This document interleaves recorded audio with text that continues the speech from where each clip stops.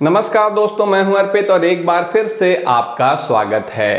पिछले लोकसभा चुनाव में सभी को चौंकाते हुए आजाद समाज पार्टी ने बेहतरीन प्रदर्शन किया जब नगीना लोकसभा सीट से चंद्रशेखर आजाद ने अकेले चुनाव लड़ने के बावजूद 1.5 लाख वोटों से जीत हासिल करी और चुनाव जीतकर लोकसभा पहुंचे।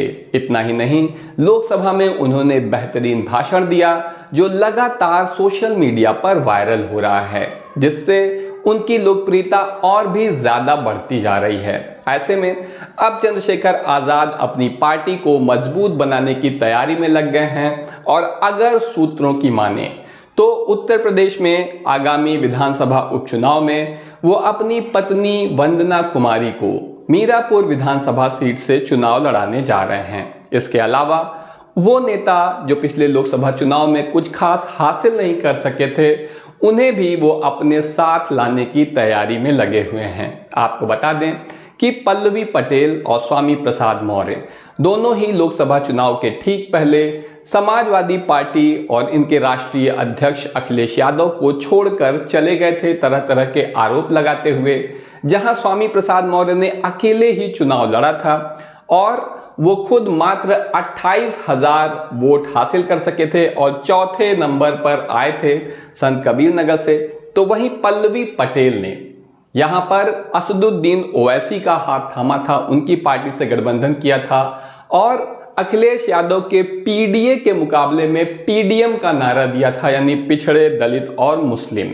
लेकिन 28 प्रत्याशियों को उतारने के बावजूद उनके ज्यादातर प्रत्याशियों की जमानत तक जब्त हो गई और वो कुछ भी खास हासिल नहीं कर पाई। ऐसे में अब आने वाले समय में पल्लवी पटेल भी और स्वामी प्रसाद मौर्य भी दोनों इस बात को अच्छी तरह से समझते हैं कि अकेले चुनाव लड़ने से उन्हें कुछ भी हासिल नहीं होगा। पल्लवी पटेल सपा को छोड़कर आई हैं, भाजपा में उनकी बहन अनुप्रिया पटेल पहले से ही हैं, तो वहां भी नहीं जा सकती हैं और बसपा से हालांकि उन्होंने बात की थी लेकिन कुछ बात बनी नहीं।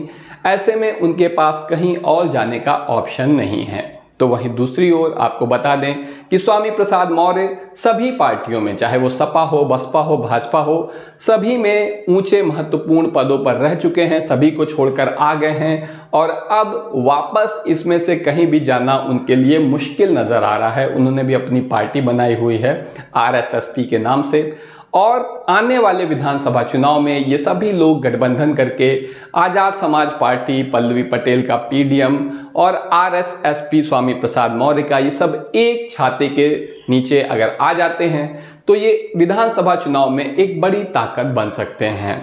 आजाद समाज पार्टी को, चंद्रशेखर को भी पूर्वांचल में एक बड़े नेता की जरूरत है और पल्लवी पटेल निश्चित रूप से पूर्वांचल की महत्वपूर्ण नेता हैं। भले ही उनके पास कोई सीट नहीं है लेकिन फिर भी उनका जनाधार कुछ हद तक है, इस बात से इनकार नहीं किया जा सकता।